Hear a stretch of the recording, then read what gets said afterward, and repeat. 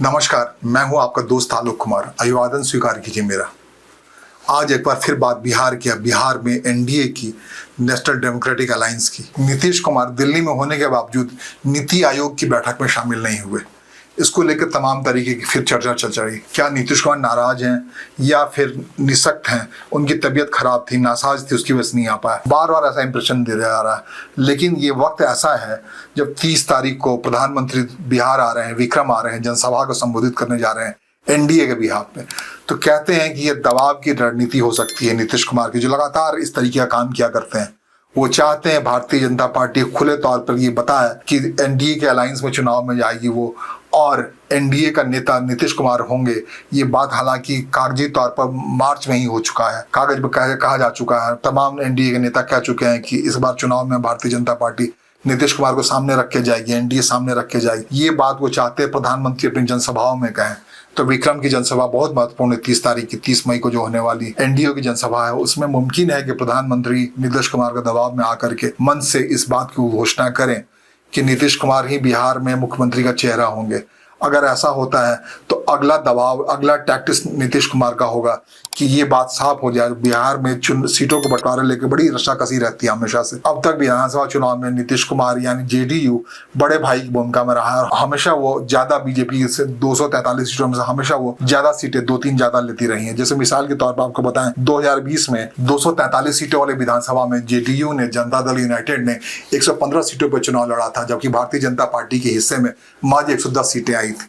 लेकिन जब strike rate की बात करेंगे, भारतीय जनता पार्टी ने 110 सीटों में से 74 सीटें जीती थी, जबकि जनता दलियों को 115 सीटों में से सिर्फ 43 सीटों पर जीत हासिल हुई थी। इस लिहाज से देखें तो 74 सीट जीतने वाले भारतीय जनता पार्टी का स्ट्राइक रेट 67% था और जेडीयू का स्ट्राइक रेट महज 37% था। इस लिहाज से कहा जा रहा है कि इस बार मोल जोल होगा, जो बैठक होगी उसमें भारतीय जनता पार्टी की ओर से कहा जा रहा है कि इस बार वो बड़े भाई की भूमिका में आ चुकी है।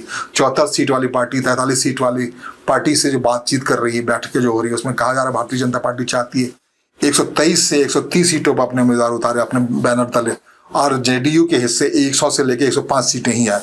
तो पहली बार ऐसा हो रहा है। जो अलायंस वहां 2005 से चल रहा है, उसमें 2025 में ये बात सीधे आ रही है कि जेडीयू छोटी भूमिका में है।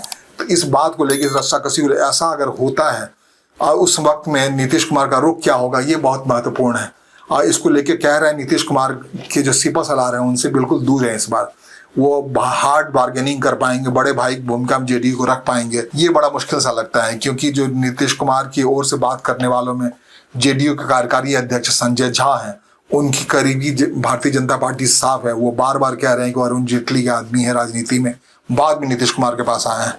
तो भारतीय जनता पार्टी कैसे लड़ सकते हैं? इसी ढंग से केंद्रीय मंत्री ललन सिंह, जो खुद को प्रधानमंत्री के नजदीक साबित करने में लगातार है, क्या वो उस मुखरता के साथ लड़ पाएंगे सीटों के बंटवारे के वक्त में, जैसा कभी प्रशांत किशोर और आरसीपी सिंह लड़ा करते थे भारतीय जनता पार्टी उस टेबल पर? कुल मिलाकर जेडीयू के पास ऐसा कोई ताकतवर व्यक्ति नहीं है जो उसको बिहार में बड़े भाई की भूमिका में लाइन साबित कर पाए। तो क्या इस मजबूरी की हालत में नीतीश कुमार अन्य विकल्पों पर बात करेंगे? आपको बता दें कि नीतीश कुमार भारतीय राजनीति ऐसे शख्सियत हैं जिनके पास विकल्प हमेशा खुला रहता है।